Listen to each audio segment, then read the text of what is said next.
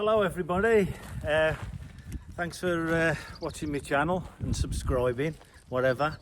Just a short little video here on about a quad. Well, previously you'll see on my YouTube channel I rebuilt a Chinese quad from start to finish. The only thing what I never actually renewed on it was the engine, and the inevitable happened, the engine blew up. So we've got that lined up for another project later on in the year or next year.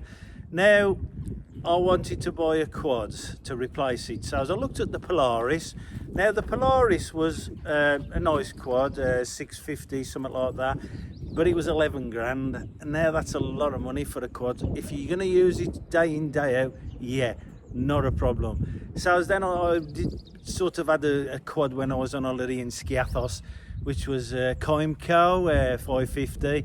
I hired it for 3 days. Nice quad, very nice, brand new quad. And I thought, oh, that's a nice option, we'll go for that. So I was at sort of 8,400. It was a little bit, I thought, nah.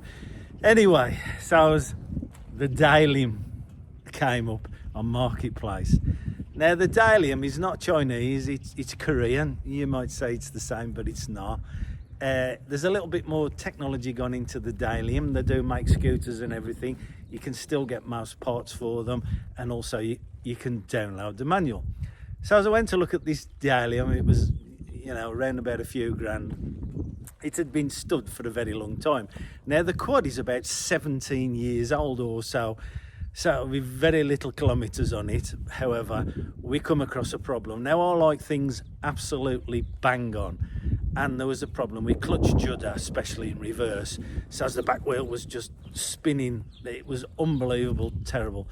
So what I did in my wisdom, downloaded the manuals, stripped it all down, as you'll see later on. But the reason why I brought that for is because I spent my money on this.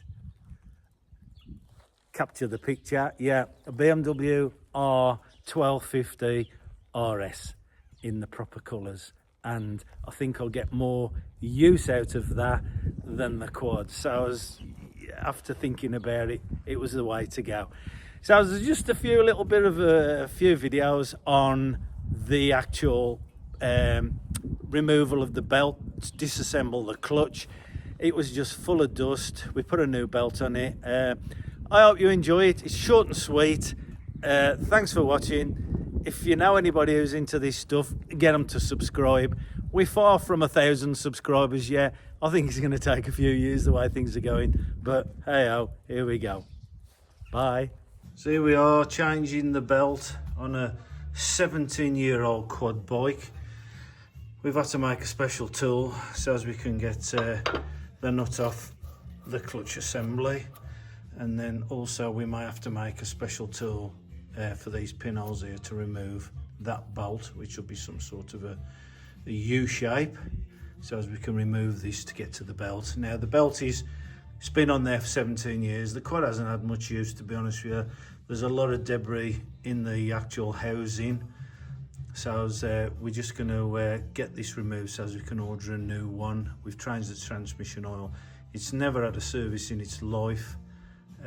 So as we're, well, I don't think so anyway, we're running in one, but 17 years, it's got a little bit of a transmission judder, so as I'm guessing it just needs some attention here.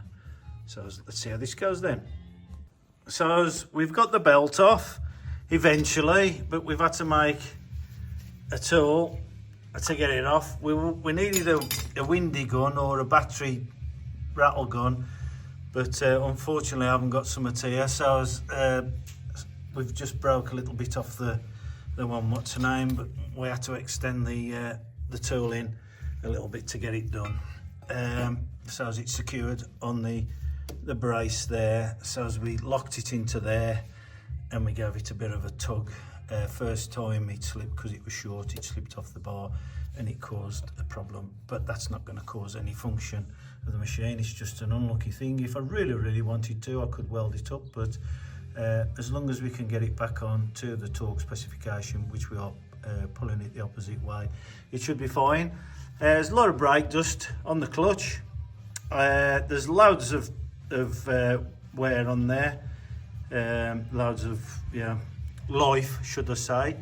Loads of life on there, so all we got to do now is just clean everything all up, some brake cleaner, and just put a tiny little grease on the bearings. Just look at the throw weights to make sure those are all right. They give you a weight in the manual so you can stick them on a scale if you wish to weigh them, but for the use this is had, it's nothing. We've got some cracks in the belt, very hard to see holding the phone at the same time, but let's get a new belt ordered and get it all back together. So as we've got a brand new belt, drive belt. It's actually the same make, which is a Mitsubishi, not Bushy. So it's perfect, exactly what was on the scooter a while back. Now we've got everything nice and clean in there now, and also we've got the flywheel weights. These are quite dirty and dusty, so as we're going to take these out and clean them. Now they do go one way only on there, which I've got the diagram on them, so as we'll make sure those go back the same way as they've come out. So we're just going to clean the rest of the parts up now, and a tiny little bit of grease. You can't put too much grease on because if it gets on the belt it's not very good. So we're going to start to reassemble this lot then and crack on. Well, as you can see, we've got all the belt in and got that sorted. Now, if we give it a little bit of a rev, you'll see the clutch kick in. So as if you go on,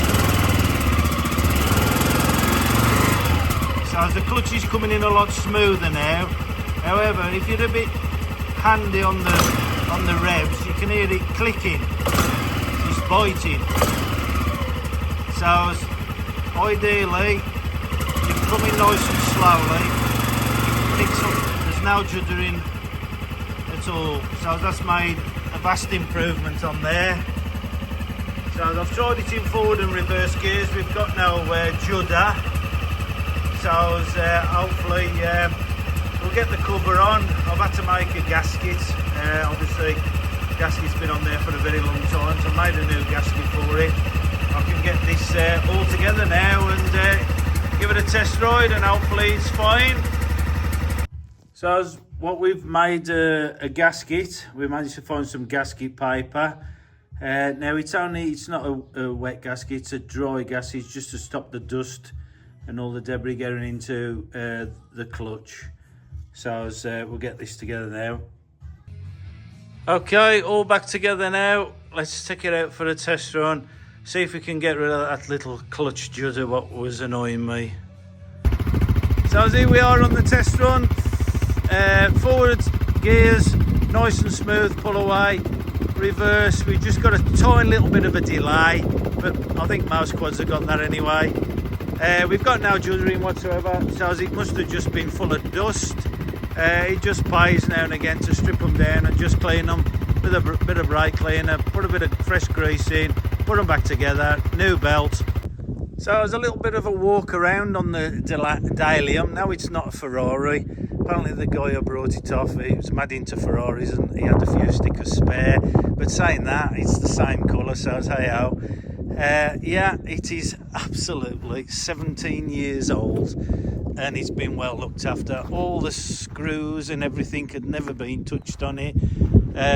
Also, we found out that the gearbox oil level, on the manufacturer's recommendation from a change, it's 650 millilitres, and then what we found out, it was 1,350 millilitres, which was a bit overkill. So they probably had a bit of problems with clutch judder anyway, but I've solved the problem. We've redesigned the rear rack, the box on the back, to give the passenger more room.